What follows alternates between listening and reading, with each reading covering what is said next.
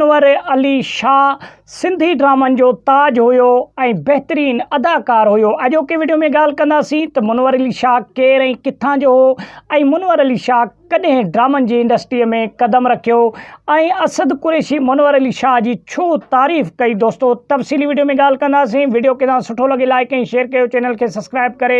सुठो कमेंट ॾेई पंहिंजे राय जो इज़हार लाज़मी ॾींदा। दोस्तों मुनवर अली शाह खे तव्हां सुञाणींदा हूंदो त सिंध ड्रामनि में सिंधी ड्रामनि में हिकु बहितरीन किरदारु हुयो मुनवर अली शाह जो ऐं उन खां अलावा सदूर सां गॾु बि खोड़ सारा फिल्म मुनवर अली शाह कया। लेकिन अफ़सोस जहिड़ी ॻाल्हि आहे, हिन फ़ानी दुनिया मां मुनवर अली शाह हिन वक़्तु लाॾाणो करे वियो आहे ऐं 3 साल मुनवर अली शाह तक़रीबन इन बीमारीअ जे जेको आहे सो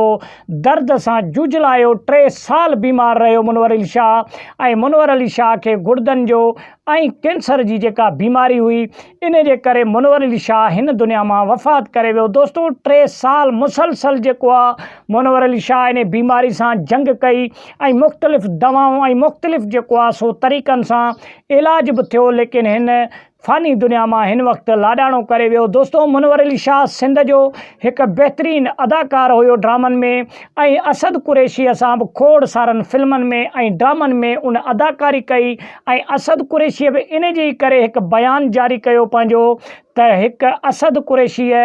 मुनवर अली शाह जे बारे में चयो त मुनवर अली शाह हिकु बहितरीन बाइख़लाक़ जेको आहे अदाकार हुयो ऐं हुनखे जेका बि अदाकारी ॾिनी वेंदी हुई बहितरीन तरीक़े सां उहो निभाईंदो हुयो ऐं हुन पैसनि जी कॾहिं बि लालच न कई। हुनखे जेका बि अदाकारी ॾिनी वेंदी हुई ऐं जंहिं बि फिल्म जे बारे में हुनखे फ़ोन कयो वेंदो ॿुधायो वेंदो हुयो त मुनवर अली शाह तक़रीबन हर फिल्मनि में अची वेंदो हुयो ऐं पंहिंजो जेको आहे सो एक्टिंग या जलवो ॾेखारींदो हुयो। दोस्तों मुनवर अली शाह कॾहिं बि पैसे जी लालच न कई ऐं मुनवर अली शाह जी नेक्स्ट वीडियो इंशाल्लाह खणी ईंदासीं त उन जे तॾे में जनाज़े निमाज़ में कहिड़ा कहिड़ा माण्हू शरीक थिया ऐं उन जे बीमारीअ जे दौरान कहिड़नि कहिड़नि माण्हुनि उन्हनि जी मदद कई ऐं सिंध गवर्नमेंट सकाफ़त खाते हुन जी घणी मदद कई। तफ़सीली वीडियो में ॻाल्हि कंदासीं,